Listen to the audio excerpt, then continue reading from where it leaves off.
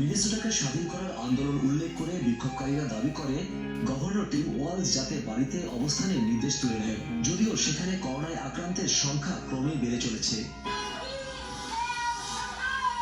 তবে সম্প্রতি বিভিন্ন স্টেটে বিক্ষোভকারীদের শক্তি ও সাহস যোগাচ্ছেন প্রেসিডেন্ট ট্রাম্প স্বয়ং। ট্রাম্প ধারাবাহিক এক টুইটে চলমান বিক্ষোভকে মিনেসোটা, মিশিগান এবং ভার্জিনিয়াকে স্বাধীন করার উদ্যোগ বলে উল্লেখ করেন। আর এইসব স্টেটগুলোতে জনপ্রিয় Democratic গভর্নররা। If I thought we could go back to work tomorrow, that's exactly what we would do. এইসব স্টেটের কোনো একটি যদি নিজ নিজ বাড়িতে অবস্থানের নির্দেশ তুলে নেয়, তাহলে সেটা হবে প্রেসিডেন্টের নির্দেশনার পরিপন্থী। ট্রাম্প বলেন, বিক্ষোভকারীরা গভর্নরদের নয়, তার কথা শুনবে।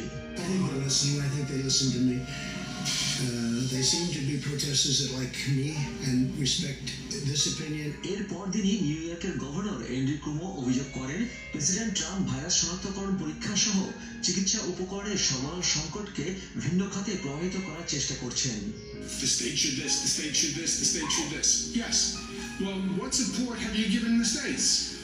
None. ট্রাম্প নিয়মিতভাবে টেলিভিশনে কুমোর ব্রিফিং দেখেন এবং টুইটে সমালোচনা করে বলেন, কুমোর উচিত অভিযোগ না করে বেশিরভাগ সময় কাজ করা। If he's sitting home watching TV, maybe he should get up and go to work, right? President Trump গভর্নরদের বিরুদ্ধে বিক্ষোভকারীদের উস্কে দিচ্ছেন বলে মন্তব্য করেন ডেমোক্রেটিক কংগ্রেস সদস্য ডেভিড ইঙ্গেল। এবং টুইটে ট্রাম্পের এই ধরনের মন্তব্য খুবই বিপজ্জনক বলেও মনে করেন তিনি। Let's not politicize a crime that's already way too raw.